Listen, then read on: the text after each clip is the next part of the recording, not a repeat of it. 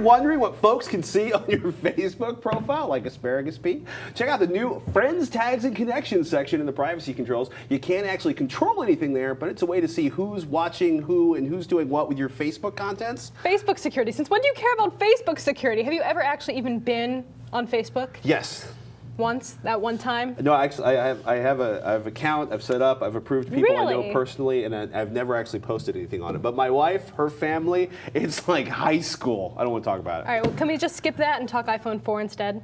iPhone 4th generation, that is. Somebody got fired at Apple this morning, or maybe they're down in a dark room being beaten with rubber pipes. Gizmodo has what everybody is convinced is the next iPhone, plastered all over their website this morning, apparently literally found on the floor of a bar in Redwood City. What's the scoop, V? Well, apparently Apple has never said there'd be a new iPhone this summer, even though we all kind of want one, those of us who are looking to upgrade, like this guy. But if the last few summers are any indication, that's when they'll drop the next iPhone. And yes, apparently some poor Apple employee or contractor lost their prototype iPhone in a bar in Redwood City this weekend. Oops. Yeah, I guess they bought it off the guy who Gizmodo may have paid between $5,000. We talk about that later. We talk about that later? We'll talk about that later. All right, we'll talk Let's about talk that about later. the phone. All right, it's got a new shape with a flat, like ceramic-looking back and aluminum frame, and what Gizmodo says is a slightly smaller screen than the 3GS, but one that has much higher resolution than the 480 by 320 on the current phones. It's got a front-facing camera, better back camera, bigger lens, a flash for that camera,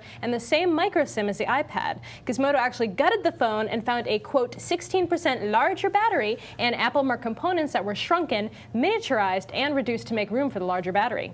They also couldn't run anything on the new phone since Apple remote wiped it before the Finder turned it over to Gizmodo. The photos and videos are getting huge traffic at Gizmodo, and the rumor is that the site paid $5,000 to get their hands on the phone. Some people are saying as much as $10,000. As much as $10,000, and actually, I think technically it'll be interesting to find out. I'm pretty sure it could be considered receiving of stolen property, which is a misdemeanor crime in California. Yeah. Plus, I'm pretty sure it's gonna get sticky. Actually, the scary part is apparently, Steve, that's the other great rumor, because rumors are much better than actual verified reporting. Is that Steve Jobs called up Gizmodo this morning? He's like, I want my iPhone back. Ooh, yeah. I don't think that actually happened, but this is going to go one of two ways. Either Apple's going to kind of stay hush-hush about it and let the whole thing blow over and just make their announcement as usual, or there's going to be some big legal stuff going down. I'll tell you what, if there's no iPhone release like June, July, I'm blaming Gizmodo. Oh. Because it's going to be me and my little cracked 3G waiting for the Newspapers have been upgrade. paying money for scoops since the beginning of the newspaper age, so I'm not, I just then. called Gizmodo a newspaper. They're not technically a newspaper, but they may as well be. News organizations. Yes.